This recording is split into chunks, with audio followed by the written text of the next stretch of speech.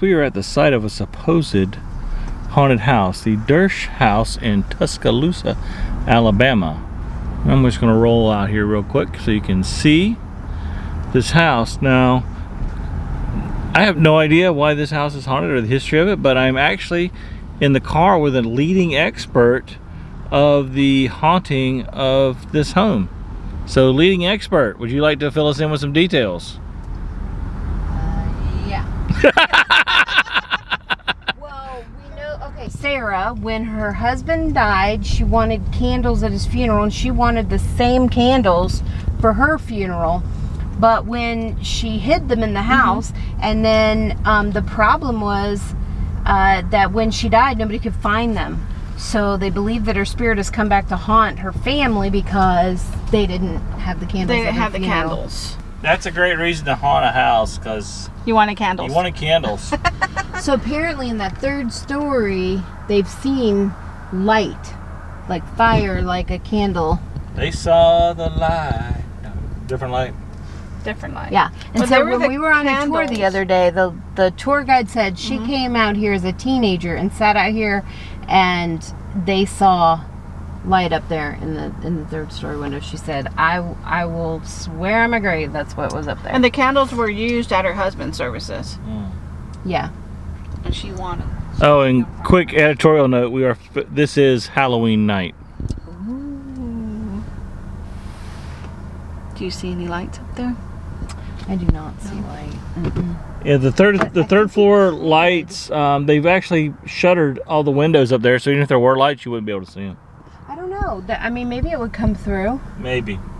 And this house is actually in the center of a massive couple 100-acre plantation, and now it's a traffic circle in Tuscaloosa. 1835 is when they started construction on building this house. My eyes are peeled. I'm waiting for something.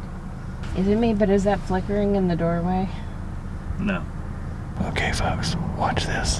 What was that?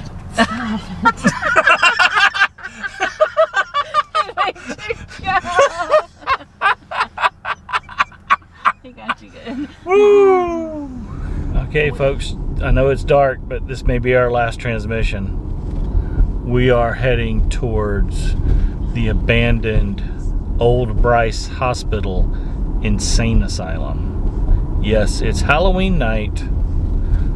It's dark. And this was Alabama's oldest and largest insane asylum, built in the 1800s and in use until the 2000s.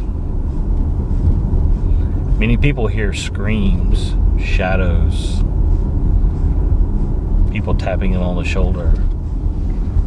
Turn left, then turn right. Stop. That's the entrance. Lick it.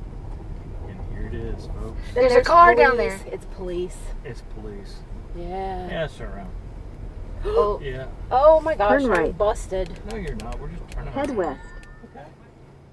Is it for us? Apparently.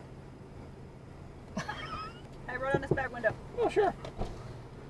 How you doing? Hi. Good. How y'all doing? Good. What y'all out here doing today?